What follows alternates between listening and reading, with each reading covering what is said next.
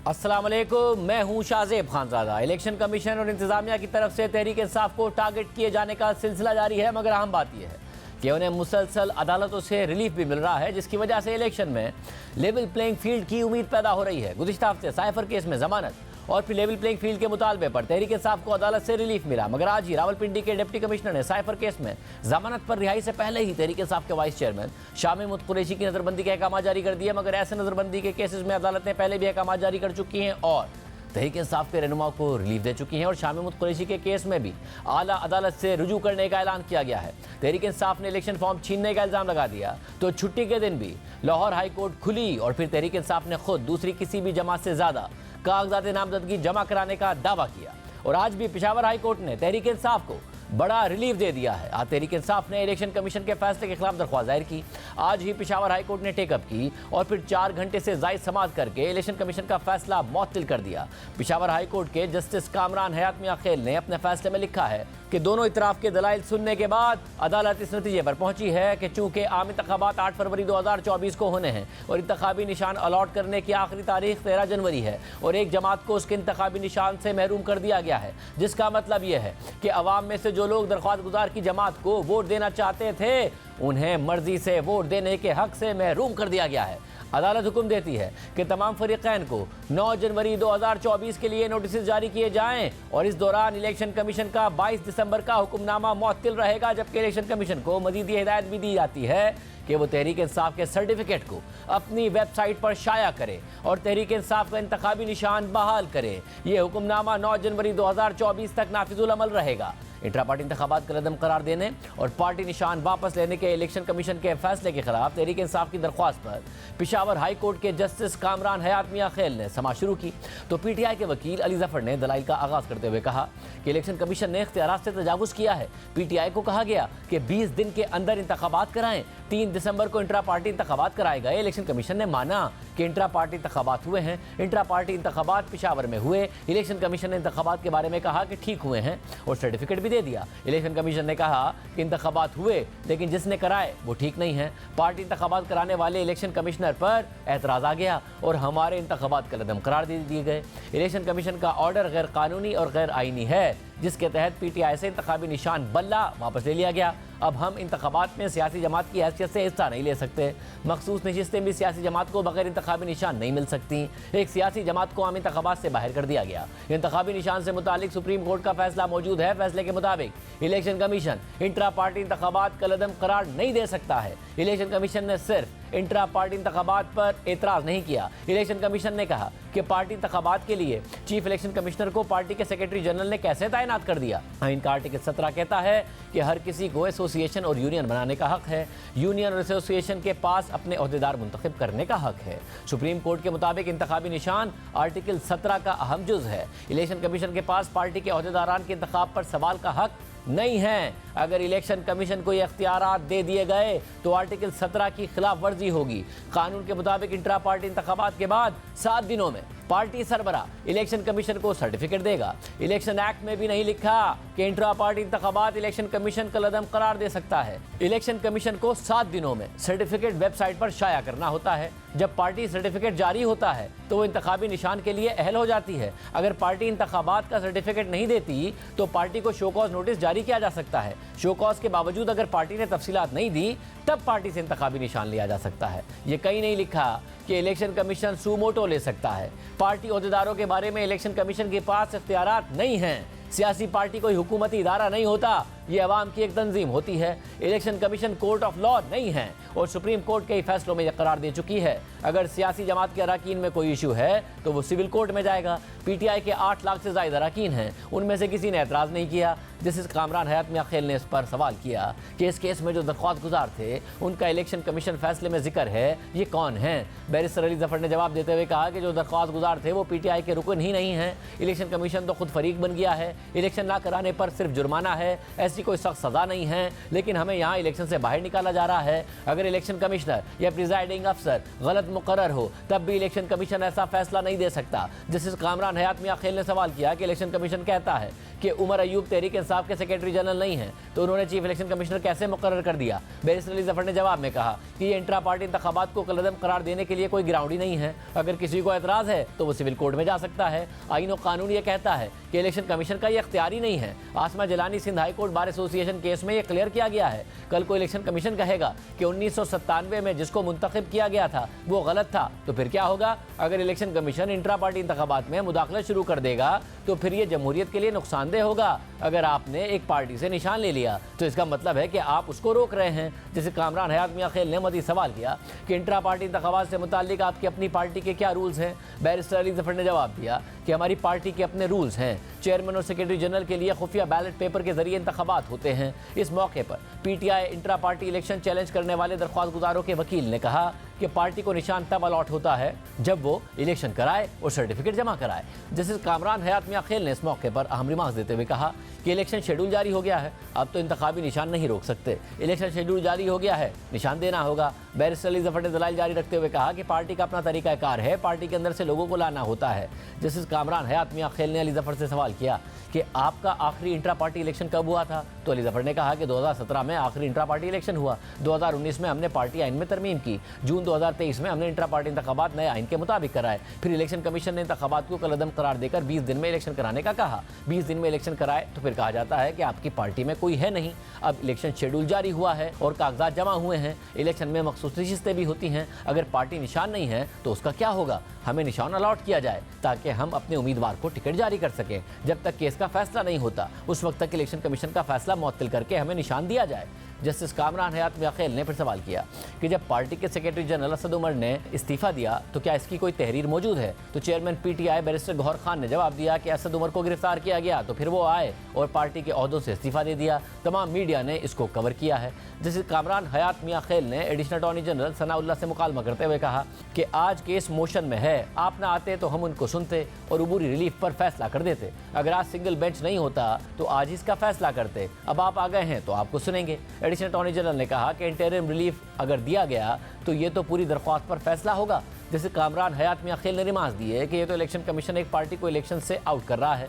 अगर अदालत कल इस नतीजे पर पहुंचती है कि इलेक्शन कमीशन का ऑर्डर ठीक नहीं तो फिर क्या होगा। यहाँ तो ये नज़र आ रहा है कि एक सियासी जमात को इलेक्शन से बाहर किया जा रहा है। एडिशनल अटॉर्नी जनरल ने कहा कि अभी छुट्टियाँ हैं, इस केस को छुट्टियों के बाद सुन लें। जिससे कामरान हयात मियां खेल ने सवाल किया कि आप बताएं कि पाकिस्तान में कितनी सियासी पार्टियाँ हैं, तो एडिशनल अटॉर्नी जनरल ने जवाब दिया कि 175 पार्टियाँ हैं। जिससे कामरान हयात मियां खेल ने सवाल किया कि क्या किसी और पार्टी को नोटिस जारी किया गया है। एडिशनल अटॉर्नी जनरल ने कहा कि इलेक्शन कमीशन बाइख्तियार है, मुकम्मल डॉक्यूमेंट्स आने तक फैसला दे सकता है। जिसे कामरान हयात मियां खेल ने रिमार्क दिए कि 2018 इलेक्शन में इस पार्टी ने हिस्सा लिया तो ये एक रजिस्टर्ड पार्टी है। रजिस्टर्ड पार्टी ने इलेक्शन करवा कर सर्टिफिकेट दिया, फिर कैसे कहा गया कि ये ठीक नहीं है। हम चाहते हैं कि इलेक्शन कमीशन साफ और शफाफ इंतखाबात कराए। एडिशनल अटॉर्नी जनरल ने दलाइल देते हुए कहा कि कोई ये नहीं कह सकता कि इलेक्शन कमीशन मुतनाज़ है। इस बात पर एक खातून वकील के हंसने पर एडिशनल अटॉर्नी जनरल को गुस्सा आ गया और उन्होंने कहा कि हम हंस नहीं रहे, यहाँ दलाइल दे रहे हैं। क्या यहाँ मैं मजाक के लिए खड़ा हूँ जो ये हंस रही हैं? आप इन्हें कहें कि यहाँ से शट ऑफ हो जाएं। जैसे कामरान हयात मियां खेल ने इस पर खातून को हिदायत की कि बीबी आप एक तरफ बैठ जाएं। एडिशनल अटॉर्नी जनरल ने मजीद दलाइल में कहा कि इनको क्या जल्दी है, अभी तो इंतखाबी निशान अलॉट करने में वक्त है। ये केस डबल बेंच सुनेगा, इसे चीफ जस्टिस के सामने रख दें। जिससे कामरान हयात मियां खेल ने रिमार्क दिए कि चीफ जस्टिस है नहीं तो क्या करेंगे। एडिशनल अटॉर्नी जनरल साहब, आप लोग आए हैं, हमने आपको सुना, अब तो कुछ करना होगा। आप ना आते तो हम इसे 2 जनवरी के लिए डिवीजन बेंच में भेज देते। पार्टी उम्मीदवारों को कब तक टिकट जारी करना है, इसकी आखिरी तारीख क्या है। एडिशनल अटॉर्नी जनरल ने अदालत को बताया कि 13 जनवरी को इंतखाबी निशान अलॉट किए जाएंगे। जस्टिस कामरान हयात मियां खेल ने रिमार्क दिए कि अगर पार्टी से इंतखाबी निशान ले लिया जाए तो फिर क्या रह जाता है। मुस्लिम लीग नून से शेर, पीपल्स पार्टी से तीर, JUI से किताब वापस ले ली जाए तो क्या होगा। इसके बाद अदालत ने तहरीक इंसाफ के इंट्रा पार्टी इंतखाबात का रद्दम करार देने और पार्टी का इंतखाबी निशान वापस लेने के इलेक्शन कमीशन के फैसले पर हुक्म इम्तना जारी कर दिया और करार दिया कि केस का फैसला होने तक इलेक्शन कमीशन का फैसला मुअत्तल रहेगा। छुट्टियों के खत्म होने के बाद पहले डबल बेंच में केस सुना जाएगा। फैसला सुनने के बाद मीडिया से बात करते हुए chairman PTI barrister Gohar Khan ने कहा कि आज अदलिया ने PTI के खिलाफ साजिश में आखिरी कील लगा दी है। आज पेशावर हाई कोर्ट ने हमारा निशान बहाल नहीं किया बल्कि 25 करोड़ अवाम का अदलिया पर एतमाद बहाल किया है। आज पेशावर हाई कोर्ट ने पीटीआई के सिंबल और इलेक्शन के खिलाफ, पीटीआई के पाकिस्तान में 70% सपोर्टरों के खिलाफ जो साजिश हो रही थी, आज उस साजिश पे आखिरी केल अदलिया ने लगा दी है। वो साजिशें ख़त्म हो गई। हमारा सिर्फ पेशावर हाई कोर्ट ने सिंबल रिस्टोर नहीं किया, बल्कि 25 करोड़ अवाम का एतमाद अदलिया पे रिस्टोर किया है। ये वही वाहिद अदलिया है जिस पे हमेशा हमें एतमाद रहा है कि हम अदलिया के पास जाएंगे, हम कानूनी आईनी जंग लड़ेंगे। हमारे साथ ज्यादतियाँ हो रही है, हमें दीवार के साथ लगाया जा रहा है, लेकिन हमने बारहा कहा था कि हमें अदलिया पे एतमाद है, हर जज पे एतमाद है और इंशाल्लाह अदलिया इंसाफ करेगी। और आज अदलिया ने इंसाफ कर लिया है। हमारे साथ रहनुमा तहरीक इंसाफ और बानी पीटीआई इमरान खान और पार्टी के वकील सरदार लतीफ़ खोसर साहब मौजूद हैं। खोसर साहब बहुत शुक्रिया मैं शुरू में ज्वाइन करने के लिए। खोसर साहब ज़रा आपने हमारे पिछले हफ्ते प्रोग्राम में कहा था कि मायूसी की बात नहीं करनी चाहिए, आपको उम्मीद है कि अदालत से रिलीफ मिलेगा, बल्ले का निशान भी रहेगा, पार्टी इलेक्शन भी लड़ेगी। आप समझ रहे हैं कि ज़ाहिर इंतजामिया तो अब नज़र आ रहा है कि वाज़ेह तौर पर एक अग्रेसिव उनका एक एक्शंस हैं पाकिस्तान तहरीक इंसाफ के खिलाफ, मगर अदालतों से चाहे वो सुप्रीम कोर्ट हो या हाई कोर्ट्स हो एक ऐसा रिलीफ मिल रहा है जिसकी वजह से Tehreek Insaf level playing field की किसी न किसी हद तक उम्मीद कर सकती है। बिल्कुल मेरा यकीन से मुझे ये था कि पाकिस्तान तहरीक इंसाफ के बगैर इलेक्शन मुमकिन नहीं है। और आपने देखा कि जब साइफर के केस में सुप्रीम कोर्ट ने फैसला किया तो जस्टिस असर मिनल्ला साहब के नोट को ज़रा फिर से पढ़ लीजिएगा। इतनी खूबसूरती से उन्होंने अहाता किया है कि पाकिस्तान जब से मारज़ वजूद में आया है हमारी जमहूरियत के साथ क्या खिलवाड़ हो रहा है। और फिर उन्होंने कहा कि एक बड़ी पार्टी के सरबराह हैं और दूसरे शाह महमूद कुरैशी साहब एक सीजनड पॉलिटिशियन हैं और उनके बगैर भी जो है इलेक्शन का इनेकाद और वोटर्स को उन हक के राय दही से महरूम रखना उनकी चॉइस के ये जमहूरियत के नफ़ी होगी।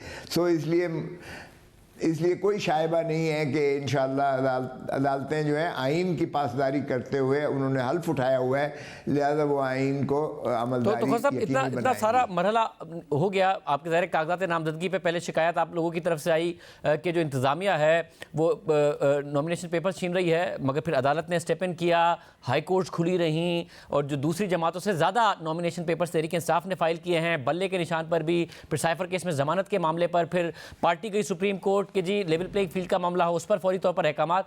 आप समझ रहे हैं कि एक ऐसा रास्ता ज़रूर हमवार हो रहा है कि तहरीक इंसाफ कंपटीशन में होगी इलेक्शन में। तहरीक इंसाफ कंपटीशन, तहरीक इंसाफ के खौफ से बाकी पार्टियां जो हैं वो भागने की फरार अख्तियार कर रही हैं। कंपटीशन तो देखें उनके साथ बराबरों के साथ होता है। कोई अवाम के नज़दीक देखिएगा तो अवाम में आप कहीं भी चले जाएं 80 से 90% कोई गैलप पोल करवा ले वो पाकिस्तान तहरीक इंसाफ का वोटर है पाकिस्तान में। सो इसलिए कि इनके पास 20 माह का कोई ऐसी चीज़ नहीं है जो ये आवाम के पास लेकर जाएं जिसकी बुनियाद पर ये वोट का मांगने का भी हक रखें। और मेरे ख्याल में ज़िले सुबहानी जिनको लाया गया है या जो आए हैं चौथी मरतबा वज़ीर आज़म के लिए, वो अब ये कहेंगे कि मुझे क्यों बुलाया।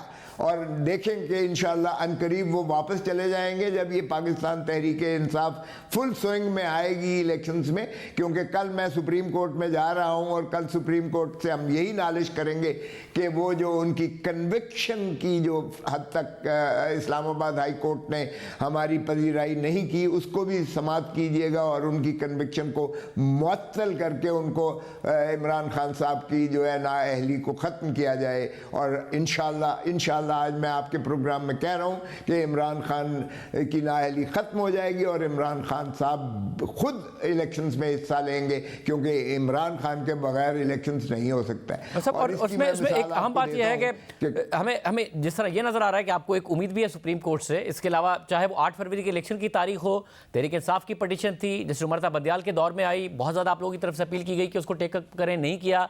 फाइज ईसा साहब चीफ जस्टिस बने और उन्होंने बनते ही बेंच भी तश्कील दिया और ये मामला भी हुआ। फिर और 8 फरवरी की तारीख भी मिली, फिर लेवल प्लेइंग फील्ड का मामला हो, साइफर केस में जमानत का मामला हो, उसके बावजूद हमने कुछ रहनुमा देखा है तहरीक इंसाफ के सोशल मीडिया पर कि जैसे काजी फाइज ईसा साहब पर फिर भी वो तनकीद करते नजर आते हैं। आप समझते हैं फेयर तनकीद होगी? क्योंकि बेंच बनना, इसके अलावा तहरीक इंसाफ को रिलीफ मिलना, इंतजामिया एक तरफ जो सख्ती कर रही है, क्रैकडाउन कर रही है, दूसरी तरफ अदालत से रिलीफ मिल रहा है उन्हें। देखिए, सख्ती तो मैंने खुद अपनी आंखों से देखी है। मेरे अपने ज़िले में और मेरी बहू को उठा लिया गया, तो सख्ती तो बिल्कुल है। लेकिन आपने सही कहा कि इस तमाम सख्ती के बावजूद, तमाम इस्तेहसाली हरबों के बावजूद हमारे कैंडिडेट्स को रोका गया, उनके प्रपोजर और सेकेंडर को रोका गया, बल्कि कई जगह पे 216 के पर्चा दर्ज करके और प्रपोजर सेकेंडर को अंदर कर दिया गया है और उनके जो है नॉमिनेशन पेपर्स भी फाड़ दिए गए हैं। और मैंने खुद जाके जो है नारोवाल में जाके मैंने पार्टी के जो जिनको इनकार कर रहे थे, मैंने खुद जाके दाखिल करवाए। तो इसलिए इसके बावजूद इस चीज़ से ही आप अंदाज़ा कीजिएगा कि सबसे रिकॉर्ड हाईएस्ट जो कैंडिडेट्स हैं वो इन इलेक्शंस में पाकिस्तान तहरीक इंसाफ के हैं। और इस कदर तशद्दुद के और इस कदर जो है इस्तेहसाल और इस कदर घुटन और इस कदर इस घिनौने माहौल में भी पीटीआई के कारकुन आए हैं और उन्होंने कागजात नामजदगी दाखिल करवाए। इसी से आप उसकी मकबूलियत का अंदाज़ा कर लीजिएगा। अब इनके पास एक ही रास्ता था कि किसी तरीके से सिंबल ना हो ताकि बल्ले का निशान ना हो इलेक्शन वाले दिन, और वो इनकी जो है आस पर इसलिए पानी फिर गया क्योंकि इलेक्शन कमीशन माशाल्लाह रात को 12 बजे उन्होंने वो उस वक्त फैसला सुनाया जब अगले 3 दिन छुट्टियां थी। तो इन्होंने बहुत ज़्यादा जो है चर्चे किए कि जी बहुत अच्छा हो गया और बहुत अच्छा फैसला है और तहरीक इंसाफ अपने अंजाम को पहुंची वगैरह वगैरह।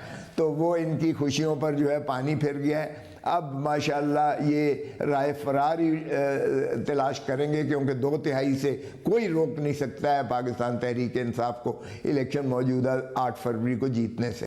देखें, 8 फरवरी का जो उन्होंने यकीनी बनाया है, बल्कि अतर मिन्नल्लाह साहब के नोट ने तो उसे सील कर दिया, तो ये खुशाइंद है, हम इसे वेलकम करते हैं। और मुझे ये भी बताइएगा कि अब ये तय है क्योंकि ज़ाहिर एक सिंगल बेंच का फैसला है, आगे जाके डिवीजन बेंच अगर इसको देखता है, 2 रुकनी बेंच देखता है, आगे मामला सुप्रीम कोर्ट जाता है, अगर इलेक्शन कमीशन इसको चैलेंज करता है कि अब इस बात में कोई शक है नहीं कि अदालत से रिलीफ ही मिलेगा और बल्ले का निशान बहरहाल मैदान में होगा, अब इस बात में कोई डाउट नहीं है तहरीक इंसाफ को? बिल्कुल इंशाअल्लाह यही तवक्को है और यही कानून की मंतहा है और यही वाक़यात और जो शवाहिद हैं इसी चीज़ के मुतकाज़ी हैं। खानदादा साहब ये खातिर जमा रखें, इंशाअल्लाह देखें बल्ले के बगैर इलेक्शन नहीं हो सकता, ना दुनिया मानेगी ना पाकिस्तान मानेगा। इमरान खान को माइनस करना कोई जवाज़ नहीं बनता है। जनरल परवेज़ मुशर्रफ ने भी माइनस किया था, बेनज़ीर को माइनस किया था, नवाज शरीफ को। इसलिए ये इना की तस्कीन होती है इनकी, बड़ी बदकिस्मती है। और असर मिन्नल्लाह साहब ने इसी अपने नोट में जो है इसी चीज़ को उजागर किया है। कभी हम किसी प्राइम मिनिस्टर को फांसी लगा देते हैं, किसी को नाअहल कर देते हैं, किसी को पाबा सलासल कर देते हैं। हम जमहूरियत से कब खिलवाड़ बंद करेंगे? बहुत शुक्रिया। गुज़र साहब की गुफ्तगू आपने सुनी। ये दावा भी कर रहे हैं कि अब तहरीक इंसाफ को 2/3 मेजॉरिटी लेने से कोई नहीं रोक सकता। नून लीग की सारी सूरत हाल को कैसे देख रही है, बात करेंगे नासर साहब से एक ब्रेक के बाद।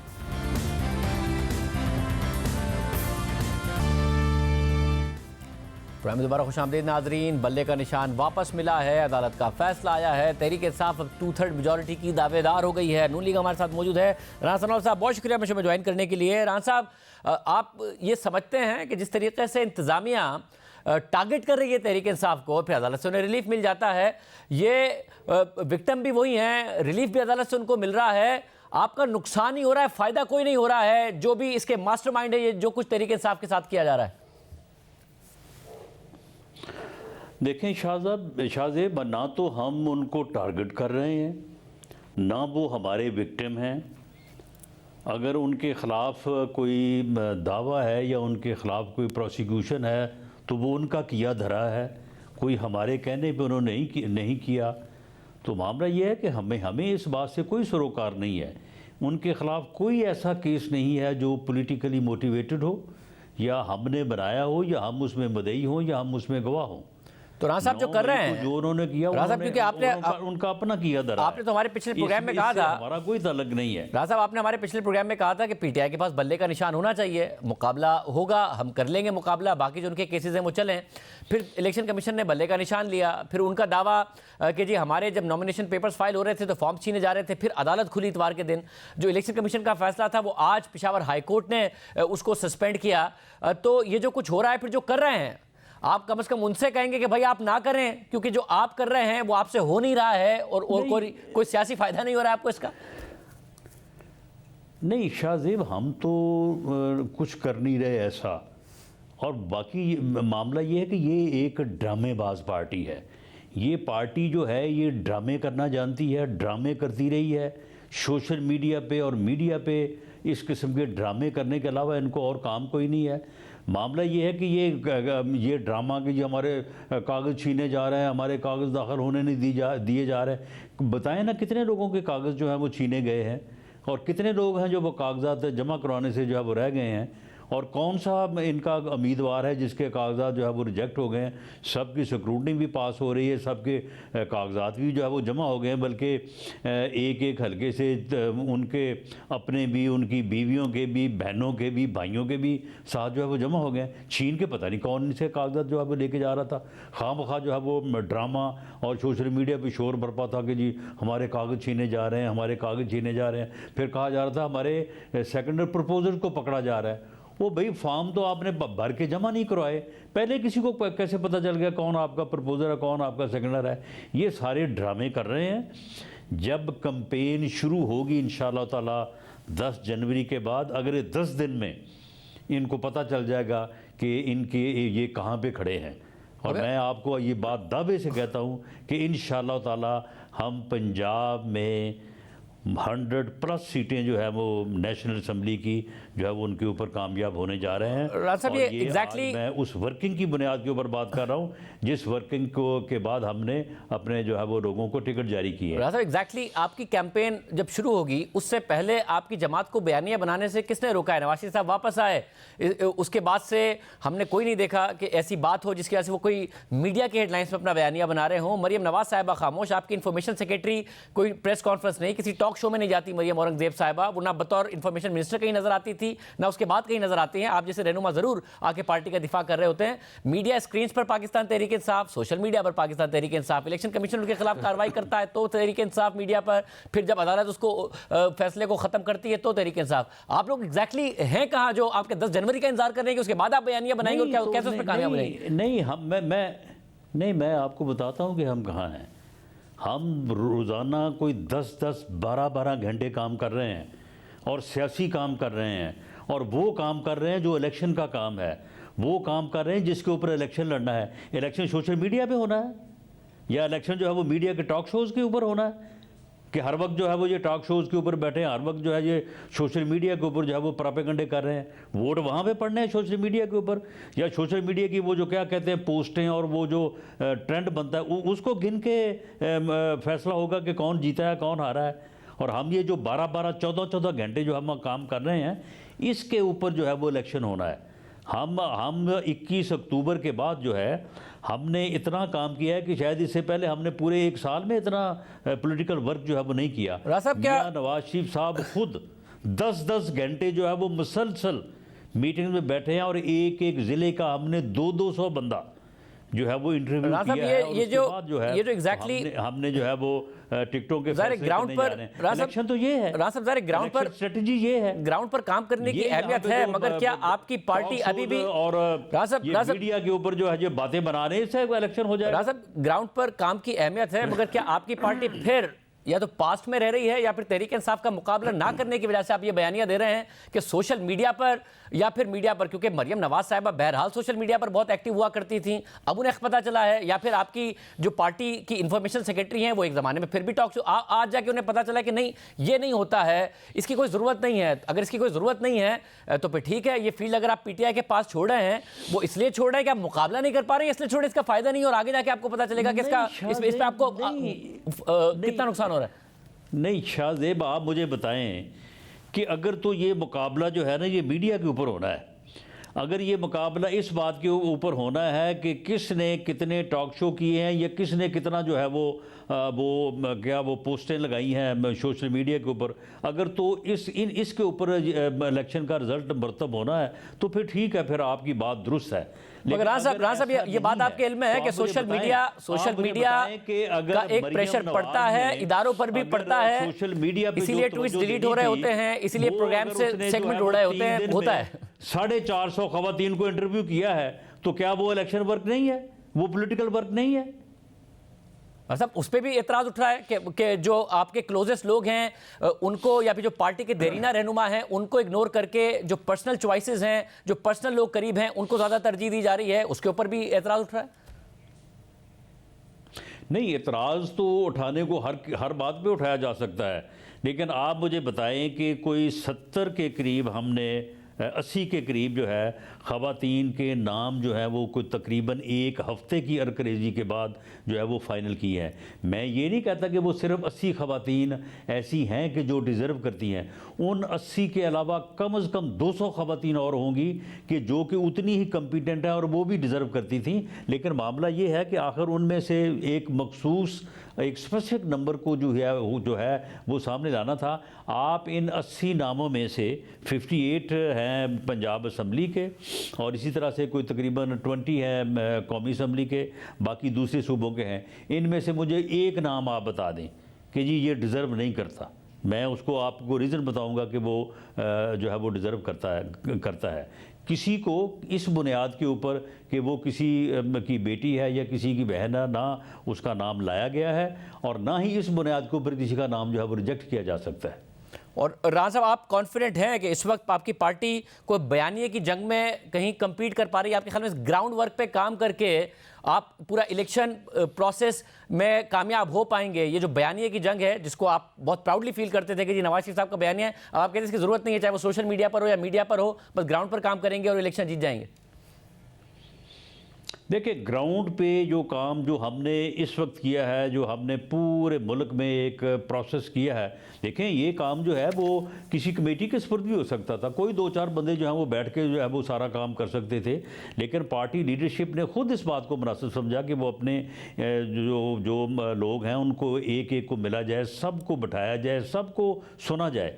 यानी एक दिन में 400 लोगों को, 350 लोगों को बिठाना, उनकी बात सुनना, उसके ऊपर गौर करना, ये भी तो एक पॉलिटिकल जो है वो प्रोसेस है। तो पार्टी लीडरशिप ने इस बात को मुनासिब समझा और मैं एक सियासी कारकुन के तौर पे समझता हूँ कि ये बड़ा ज़रूरी अमल है। इससे सियासी जमातें जो हैं वो मजबूत होती हैं, इससे सियासी जमातों में जो काम करने वाले कारकुन हैं उनका जो है वो कॉन्फिडेंस बहाल होता है, उनका कॉन्फिडेंस जो है वो उसमें वो स्ट्रेंथ आती है। लेकिन मामला ये है कि जैसे ही हम इससे फ़ारग हो रहे हैं अगले 1-2 रोज़ में, उसके बाद सोशल मीडिया भी होगा, उसके बाद टॉक शोज़ भी होंगे, हम अपना मैनिफेस्टो जो है उसको अनाउंस करेंगे, बयानियाँ भी देंगे, स्लोगन भी देंगे, तमाम जो इलेक्शन के लवाज़मात है। अभी इलेक्शन जो है वो तो अभी शुरू होना है। मतलब अब आप कहते हैं कि सोशल मीडिया 30-35 दिन की कैंपेन होगी, आप कहते हैं कि सोशल देखेंगे कि हम इंशाअल्लाह ताला उसको बेहतरीन तौर पे जो है वो इसको आप कहते हैं कि सोशल मीडिया और मीडिया की अहमियत नहीं है, मगर अब आप कह रहे हैं इसका मतलब है आपकी लेड बैक पार्टी है ना, पास्ट में जी रही है, सारे काम एक साथ नहीं कर सकती है, एक जगह फोकस कर रहे हैं तो बाकी 4 जगह फोकस नहीं कर सकते हैं, और जिसकी वजह से ऐसा नहीं है। मगर आप ये कह रहे हैं कि तो फिर ऐसा नहीं, देखें मामला ये है कि जो काम हम कर रहे हैं, मैंने कहा कि वो काम भी एक अहमियत का हामिल है। अगर उस काम को हमने अगर रोज़ करना है, 10-12 घंटे करना है, तो यकीनन फिर उससे जो है वो थोड़ा मीडिया के लिए स्पेस तो कम होगी, टाइम तो कम होगा, but it does not mean कि उसकी अहमियत नहीं है, उसकी अहमियत नहीं है, या हम जो है वो सिर्फ इस प्रोपेगेंडे में और ड्रामेबाजी में लगे रहें जिस तरह से मगर प्रांत साहब उनसे उनका बल्ले का निशान लिया गया, जो कि आज पेशावर हाई कोर्ट ने वापस किया। ये जो पूरा का पूरा एक प्रोसेस हुआ जिसमें इलेक्शन कमीशन ने काम किया और पेशावर हाई कोर्ट ने वापस किया, आपके ख्याल में इसका क्या तहरीक इंसाफ को नुकसान हुआ इलेक्शन के नैरेटिव में या फायदा हुआ? नहीं, देखें, मैंने तो एक सियासी कारकुन के तौर पे मैं समझता हूँ कि निशान अगर नहीं मिलता, दूसरा निशान मिल जाता है, इससे कोई फ़र्क नहीं पड़ता, इससे कोई फ़र्क नहीं पड़ता। मामला ये है कि इन्होंने जो इलेक्शन करवाया, वो कितना शर्मनाक अमल किया है इन्होंने इलेक्शन करवाने का। इसे तो ना करवाते तो बेहतर था। और वो जो करवा के इन्होंने इलेक्शन कमीशन में जमा करवाया और इलेक्शन कमीशन ने उसको एक्सेप्ट नहीं किया, तो क्या वो जो है वो इलेक्शन कमीशन का फैसला जो है वो क्या रीजनेबल नहीं है? मगर राज साहब, जिस तरीके से बाकी सारी जमातों ने इलेक्शन कराए हैं, होते हैं जिस तरह बाकी सारी जमातों ने इलेक्शन कराए आप समेत, उसके बावजूद इलेक्शन कमीशन ने सिर्फ पीटीआई को सिंगल आउट किया। सिंगल आउट करने के बाद उसे कलअदम करार दिया, दोबारा इलेक्शन कराने का कहा, दोबारा कराने के लिए 20 दिन दिए, फिर उन्होंने करा के जब वापस किया फिर बल्ले का निशान उनसे ले लिया। तो ये सब ठीक है, ये शर्मनाक काम नहीं किया इलेक्शन कमीशन ऑफ पाकिस्तान ने। प्रोपेगेंडा है नहीं शाहजेब, ये प्रोपेगेंडा है। मामला ये है कि अगर कोई चीज़ चैलेंज हो, ठीक है, अगर बाकी जमातों ने इलेक्शन जो है वो इस तरह से करवाए, किसी ने चैलेंज नहीं किया, ठीक है, गुजर गए। लेकिन अगर कोई चैलेंज करे और गलती कोताही जो है वो on the face of it हो, तो फिर इलेक्शन कमीशन क्यों नहीं नोटिस लेगा, क्यों नहीं एक्शन लेगा? इनका इलेक्शन जो है उसको चैलेंज किया गया। ये हमारे इलेक्शन को चैलेंज करते, हम उसको जस्टिफाई कर दे, ना कर सकते तो हम भी जो है वो सजा भुगतते। तो राज साहब, उनका जो 2/3 मेजॉरिटी का दावा है आपका, इसके अगेंस्ट चैलेंज नहीं किया, आज आपके इलेक्शन को चैलेंज किया गया। तो राज साहब, ये 2-2.5 हफ्ते में हुआ है जाहिर है, और फिर हमने देखा किस तरीके से अदालत उससे, जब एक तरफ इंतजामिया क्रैकडाउन करती है, उस तरफ अदालत उनको रिलीफ भी दे रही है। आपके केस में नहीं मिल रहा था आप लोगों को 2018 में रिलीफ, बल्कि सुप्रीम कोर्ट तो बाकायदा तौर पर एक किरदार बनी हुई थी एस्टैब्लिशमेंट के साथ आप लोगों के खिलाफ जब क्रैकडाउन हो रहा था। अब जब रिलीफ मिल रहा है, तो आपके ख्याल में ये सारा का सारा जो कुछ 2 हफ्ते में हुआ है, इससे आपको फायदा हुआ है, या वाकई तरीके से आपका दावा दुरुस्त है कि वो स्ट्रांग हुए हैं जिसकी वजह से वो इलेक्शन में आपको टफ टाइम देंगे? नहीं, उनका दावा भी दुरुस्त नहीं है, इससे कोई स्ट्रांग या कमज़ोर होने वाली बात नहीं है। लेकिन हमारा इसके हमारे फ़ायदा या नुकसान, हमारा इससे कोई काम ही नहीं है, हमारा इससे कोई गर्ज ही नहीं है।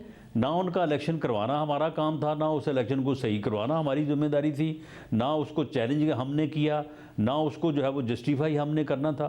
वो ठीक है जो इन्होंने किया, हमें तो रिलीफ इसलिए नहीं मिलता था कि वो उसका बयान जो है वो जस्टिस सिद्दीकी ने जो बात की थी, जो उसने अपनी पिटीशन की है, उसमें मौजूद है कि हमें उस वक्त रिलीफ क्यों नहीं मिलता था। तो ये बड़े खुशकिस्मत है कि इनको रिलीफ जो है वो हाई कोर्ट से भी मिलता है, सुप्रीम कोर्ट से भी मिलता है, गुड टू सी यू भी मिलता है। और इनके लिए जो है वो जजेज़ जो है वो बहुत अच्छे कलमात भी कहते हैं, इनको हर किस्म की सहूलतें भी लेके देते हैं। हमने जब जेलें काटी हैं तो हमें तो वहाँ पे जो है वो मैट्रेस नहीं जो है वो देते थे, कंबल नहीं जो है वो सर्दियों में देते थे। इनको जो है वो वहाँ पे 5 स्टार होटल जैसी सहूलतें मिली हैं। तो ठीक है भाई, इनकी किस्मत है, हमने तो उसके ऊपर भी किस्मत के मुताबिक उनको मिल रहा है, दें इनको। किस्मत इनकी अच्छी है या आपकी अच्छी नहीं थी कि जब आप लोगों के साथ हो रहा था तो justice Umar Ata Bandial, justice Saqib Nisar, justice अजमत सईद शेख, जस्टिस आसिफ सईद खोसा थे, आज जस्टिस अतर मिनल्लाह हैं, जस्टिस काजी फाइज ईसा हैं, जस्टिस मंसूर अली शाह हैं, जस्टिस याया आफरीदी हैं, ऐसे जजेस मौजूद हैं। बिल्कुल, जिन जस्टिस साहबान के अब आपने नाम लिए हैं ये बड़े मोतबर नाम हैं, उन्होंने हमेशा इंडिपेंडेंट फैसले किए हैं। काजी फाइज ईसा, अतर मिनल्लाह, ये बहुत जो है वो इंडिपेंडेंट जज हैं। इन्होंने हमेशा बुनियादी हकूक़ के ऊपर और रूल ऑफ लॉ के ऊपर, मंसूर अली शाह साहब हैं, तो ये उनका पूरा एक कैरियर है। और बंदियाल साहब जो करते रहे हैं और जो साकिब निसार साहब यहाँ पे करते रहे हैं, ऐसे लोग जो है वो उनके मतलब भी सारी दुनिया जानती है कि वो किस किस्म के जज थे, और जो जज आज हैं उनके मतलब भी सभी जो है वो जानते हैं। तो ये बहरहाल ये किसी का केस अगर उस वक्त था तो अगर कहा जाए कि वो उसकी बदकिस्मती और जो आज है उसकी खुशकिस्मती, तो ये कहा जा सकता है। बहुत शुक्रिया अनस, आपकी गुफ्तगू आपने सुनी। प्रोग्राम में आगे बढ़ते हैं। जबरी गुमशुदगियों और मावरा अदालत कत्ल के खिलाफ तुर्बत से शुरू होने वाला लॉन्ग मार्च अब इस्लामाबाद प्रेस क्लब के बाहर धरने में बदल गया है, और इस्लामाबाद प्रेस क्लब के बाहर 5वें दिन भी एहतजाज जारी रहा। पीर को हुकूमत ने ऐलान किया था कि हुकूमती कमेटी के मुज़ाकरात और अदालत के फैसले की रोशनी में एहतजाज करने वाले तमाम अफराद को रिहा कर दिया गया है, जबकि मार्च के मुंतज़मीन का कहना है कि हमारे 100 से ज़ायद अफराद अभी भी पुलिस की हिरासत में हैं, जबकि बाज़ अफराद के बारे में मालूमात भी नहीं मिल रही हैं। मार्च के मुतज़म्मीन का कहना है कि हुक्काम ने इतवार की रात को 130 मुजाहिरीन को रिहा किया था, लेकिन हुकूमती ऐलान के बरक्स पीर के दिन किसी को भी रिहा नहीं किया गया है। बलोच यकजहती कमेटी के सोशल मीडिया पर जारी बयान के मुताबिक इस्लामाबाद पुलिस ने हमें इस्लामाबाद पहुंचने पर शदीद तशद्दुद का निशाना बनाया और हमारे लोगों को गिरफ्तार कर लिया, जिसमें तकरीबन 80 बच्चे, खवातीन और 200 से जायद नौजवान थे। इतवार की रात खवातीन और बच्चों को रिलीज़ करने के बाद उन्हें इस्लामाबाद से ज़बरदस्ती निकालने की कोशिश की गई, लेकिन हमने 7 से 8 घंटे मुज़ाहमत की, जिसके बाद हमें छोड़ा गया। इसके बावजूद हमारे 100 से ज़ायद अफराद इस्लामाबाद पुलिस की हिरासत में हैं और उन्हें अदालत में पेश नहीं किया जा रहा है, जबकि हमारे 14 दोस्तों को जबरी तौर पर गुमशुदा कर दिया है और हमें उनके बारे में कोई मालूमात नहीं मिल रही हैं, जबकि डॉक्टर ज़हीर बलोच के बारे में भी हमें कोई मालूमात नहीं दी जा रही हैं। बलोच मुजाहिरीन ने हुकूमत को पुलिस की हिरासत में मौजूद तमाम मुजाहिरीन को पीर तक रिहा करने की डेडलाइन दी थी, जबकि आज बलोच यकजहती कमेटी ने दावा किया है कि कल रात 3:15 बजे सिविल कपड़ों में मलबूस अफराद पुलिस और सर्विलेंस कैमरों की मौजूदगी में हमारा साउंड सिस्टम उठाकर ले गए।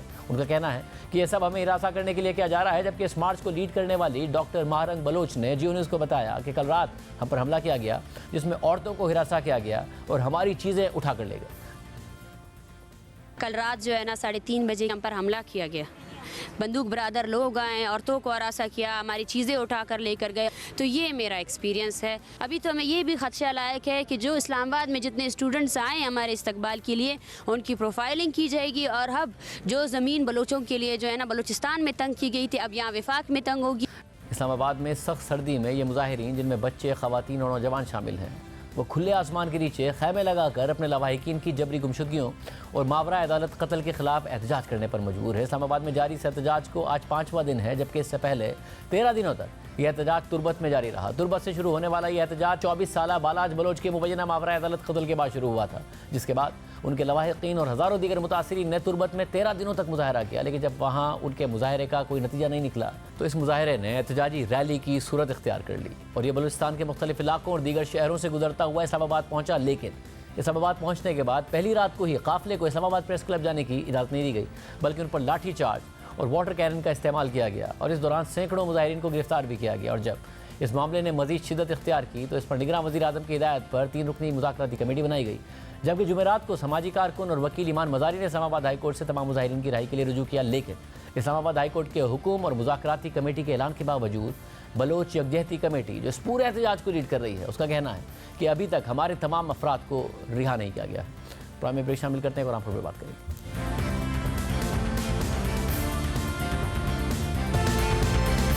अब से कुछ दिन पहले तक 43,000 पॉइंट्स से मुसलसल इजाफे के बाद 67,000 पॉइंट्स की तारीख की बुलंद तरीन सतह पर पहुंचने वाली स्टॉक मार्केट का 100 इंडेक्स अब मुसलसल मंदी का शिकार है और आज तारीख की सबसे बड़ी गिरावट देखकर अपनी बुलंद तरीन सतह से 8,000 पॉइंट्स नीचे आ चुका है और आज 2,534 पॉइंट्स गिरकर 59,170 पॉइंट्स की सतह पर पहुंच गया है। 19 दिसंबर को स्टॉक मार्केट ने एब्सोल्यूट नंबर्स में तारीख की दूसरी बड़ी गिरावट देखी थी और मार्केट 2,372 पॉइंट से गिरी और आज तारीख की सबसे बड़ी गिरावट देखी और मार्केट 2,534 पॉइंट से गिर गई है। दिसंबर के फ्यूचर्स की सेटलमेंट का ये आखिरी हफ्ता है। मार्केट में तेजी को देखते हुए लेवरेज में इजाफा हुआ। 30% तक की शरह सूद पर भी मार्केट में लेवरेज की डिमांड थी। 3 माह में मार्केट तकरीबन 60% बढ़ गई थी और अब 2 हफ्तों में 11% गिरी। तो क्या आर्जी गिरी है या फिर वो तेजी मसनूई थी? बात करेंगे। हमारे साथ मौजूद मोहम्मद सुहेल साहब, बहुत शुक्रिया मुझे ज्वाइन करने के लिए। आपने बताया था जब मार्केट ने गिरना शुरू किया कि लेवरेज बहुत हो गया था, 30% तक की शरह सूद तक पर जाकर हो रहा था, मगर उसके बाद भी मार्केट गिर रही है। 8,000 पॉइंट्स निकल जाना, 11% की मंदी हो जाना, ये क्या मंदी आर्जी है या फिर तेजी बहुत ज्यादा हो गई थी जो कि फंडामेंटल्स को जस्टिफाई नहीं करती थी? बिस्मिल्लाहिर्रहमानिर्रहीम। थैंक यू शाहज़ेब भाई। पहले तो मैं ये बताता चलूँ कि देखें, लेवरेज जो हम कह रहे थे काफ़ी दिनों से कि ज़्यादा था, मगर उस लेवरेज का जो 50% से ज़्यादा जो लेवरेज होता है वो फ्यूचर कॉन्ट्रैक्ट में होता है। और जिस तरह आपने बताया कि दिसंबर का जो फ्यूचर कॉन्ट्रैक्ट है उसके सिर्फ 3 दिन रह गए हैं, क्योंकि एक दिन छुट्टी हो गई थी, आज पहला दिन था। तो लोगों के पास 2 ही चॉइस होती है, या तो वो अपने कॉन्ट्रैक्ट को अगले कॉन्ट्रैक्ट में कन्वर्ट कर लें या रोल ओवर कर लें या वो प्रॉफिट टेकिंग कर लें। तो ये जो दिसंबर का कॉन्ट्रैक्ट जब से एक्टिवली ट्रेड हुआ था, शुरू हुआ था 1 महीने पहले, तो बहुत सारे जो स्टॉक्स हैं वो अभी भी गिरावट के बावजूद भी दिसंबर के कॉन्ट्रैक्ट में प्रॉफिट में हैं। तो लोगों ने बेहतर समझा कि दिसंबर एंड है हमारी बुक्स भी क्लोज हो रही हैं, अकाउंट्स भी ऑडिट होंगे, तो बेहतर है कि दिसंबर के कॉन्ट्रैक्ट को रोल ओवर करने की बजाय उसको फरोख्त कर दिया जाए। और जिस तरह आज हमने देखा भी कि कुछ स्टॉक्स में दिसंबर के कॉन्ट्रैक्ट की प्राइजेस जो रेडी की प्राइजेस से कम थी, जो ऐसा होता नहीं है।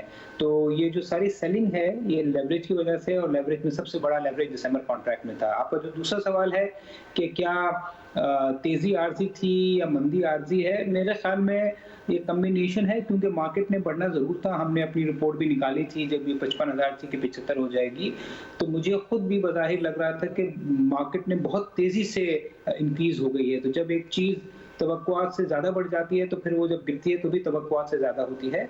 तो कोई फंडामेंटल इशू मार्केट के साथ नहीं है। हम तो ये देख रहे हैं कि जनवरी फरवरी में जब फर्टिलाइजर स्टॉक्स और बैंक्स के रिजल्ट्स आएंगे जो अच्छे होंगे तो मार्केट शायद रिकवर कर जाए बहुत जल्द। और साथ में ये बताएगा कि एक तो इकोनॉमिक फंडामेंटल्स की बात है या फिर जो प्रॉफिट्स हैं आप कह रहे हैं वो एक अच्छे एक्सपेक्टेड हैं, आईएमएफ का प्रोग्राम, ये चीज़ें ऑन ट्रैक नजर आती है, मगर दूसरी तरफ एक पॉलिटिकल अनसर्टेनिटी, कभी इलेक्शन कमीशन का फैसला आता है, उसके ऊपर फिर अदालत का फैसला आता है, लेवल प्लेइंग फील्ड के मामला, इलेक्शन, इसको मार्केट किस तरीके से देख रही है इन तमाम चीज़ों को?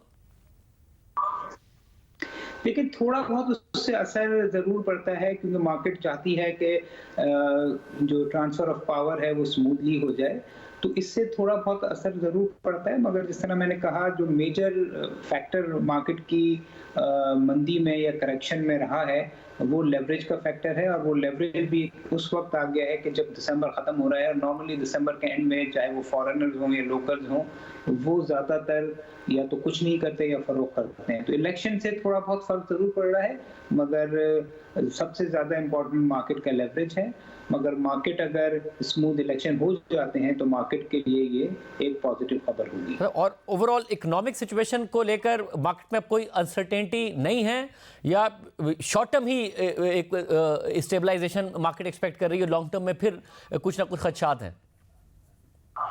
देखिए, शॉर्ट टर्म में तो मेरे ख्याल में कोई मेजर कंसर्न नहीं है। अलबत्ता नई हुकूमत आएगी तो वो आईएमएफ के साथ क्या मुज़ाकरात करती है वो वक्त बताएगा। बाकी शॉर्ट टर्म में तो जो इंडिकेटर्स हैं, जिसको हम कहते हैं की इंडिकेटर्स, जिसमें करेंसी है वो तो गेन कर रही है। 282 283 का रुपया हो गया है। जो इंटरेस्ट रेट है जो 21.5% का एक साल का टी बिल फरोख्त हुआ था वो 21.21 हो गया है। तो जो इंडिकेटर हैं जो मार्केट को असरअंदाज करते हैं वो तो बल्कि पॉजिटिव हो रहे हैं। चूंकि मैंने कहा कि ये एक टेक्निकल वजह की वजह से मार्केट गिर रही है, तो मार्केट जो है वो जो इकोनॉमिक के अच्छे इंडिकेटर्स हैं उसको फरामोश कर रही है। बहुत शुक्रिया मौसूद साहब, उसको आपने सुनी। आज बड़ा में इतना ही, दीजिए, अल्लाह हाफिज़।